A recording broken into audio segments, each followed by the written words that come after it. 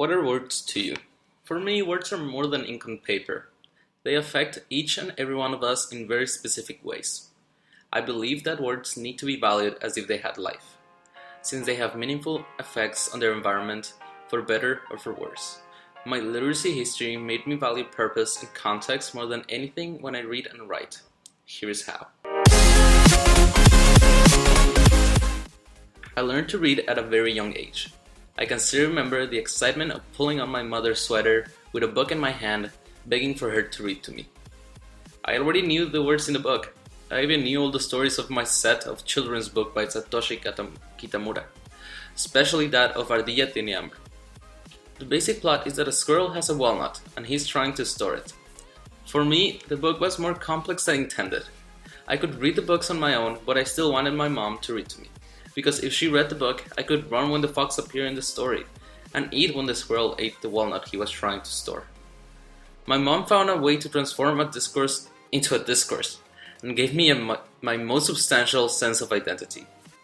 A discourse, according to G, is ways of being in the world. They are forms of life which integrate words, acts, values, beliefs, attitudes, and social identities, as well as gestures, glances, body positions, and clothes. In comparison, G defines little d discourse as little d discourse means connected stretches of language that make sense. My mom helped me bringing the words in the book to life, and I learned to understand what the words meant through interaction with my environment. She taught me through her reading that there is other ways of acquiring literacy, and for me, interaction of some sort was vital to acquire any sort of meaning. The lessons she taught me gave me an initial discourse, which is a home-based sense of identity, and an understanding of the world around me. This initial exposure to a discourse made it hard for me to learn how to write in school. Since in school they taught through little d discourse exposure, I was able to write, but after I finished writing, the words in my paper would sit still and not become anything else. They wouldn't make the teacher run or eat. The words would only give me a grade that didn't mean crap to me. This kind of lifeless words keep me away from writing constantly. Even to the present day, I prefer making a video or a presentation since my words come to life rather than sitting still. Before going any further, I need to explain a very important concept: literacy. I like to define literacy with the same definition that James G. uses. I define literacy as the mastery or fluent control over a secondary discourse. A secondary discourse is the knowledge required in non-home-based social institutions.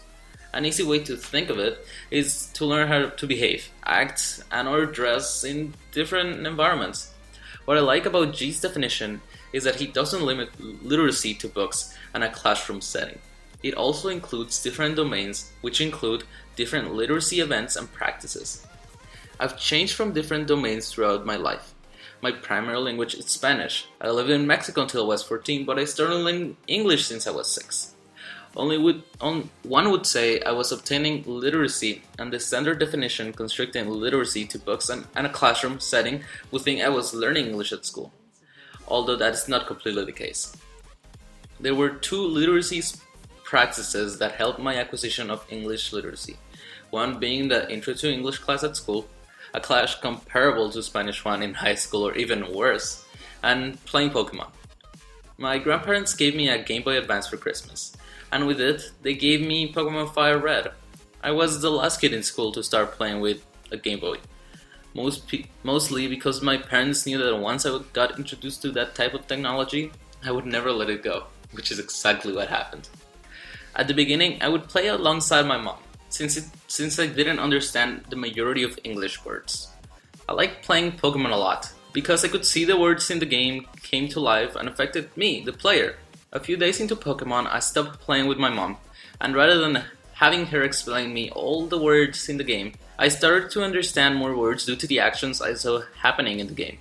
And if I was really stuck, I would go to school next day and ask my teacher, "Hey, Miss Janet, what does X word mean?" This started to become a routine. Go to school, learn plain words, go back home, play Pokemon, and engage with the language I was learning at school. It's clear to me that Pokemon and Miss Janet were my first English literacy sponsors.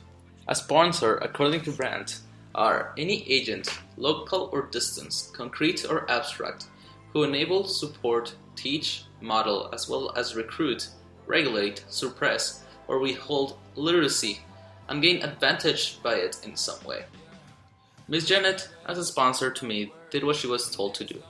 She taught basic words and phrases, hoping for us to learn, but there was never a sense of purpose with things that we were learning. We were just learning vocab.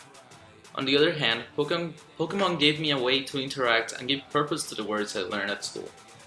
Bring them to life in a sense. Since then, I'm the type of reader that likes to see words come to life. I enjoy understanding the big picture they are part of, even if that big picture is me knowing where to go to buy potions for my Pokemon. Learning English at such a young age really helped me develop my literacy in a major way.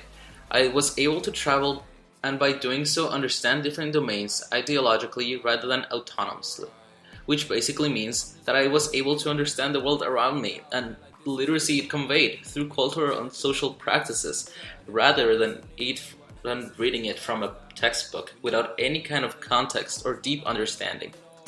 Exploring different domains also meant that I was able to take part of new literacy events, from working part-time at my grandpa's factory in Mexico to traveling the world.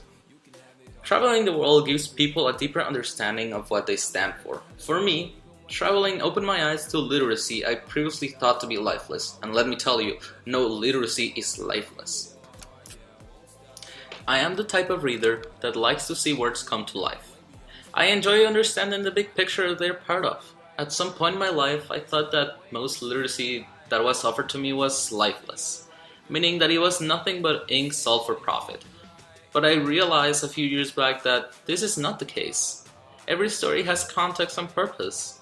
Although I'm a voracious reader, I'm not a huge writer. This is due to the way I was taught to read and write. But I was not lost. But I have not lost the encouragement to write. I have a journal where I try to be introspective, but it's still hard to write. Hopefully, just like I learned English with Pokemon, I can teach myself the ability to bring words I write to life.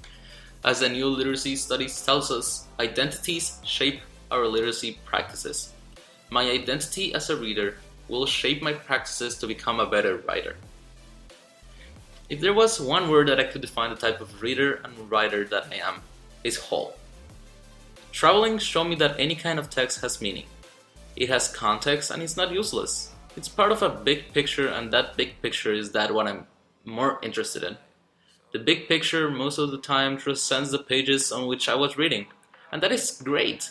Just like I practice and master the language, it is bound to be more ways for a story to connect with the world. Asking complex questions is what I like to do the most, because it gives the words I write and read a reason to exist. It brings them to life because they're part of an entity that reacts with the world in different ways. Similar to how I reacted to a book differently when I was a small child to how I react to a book now.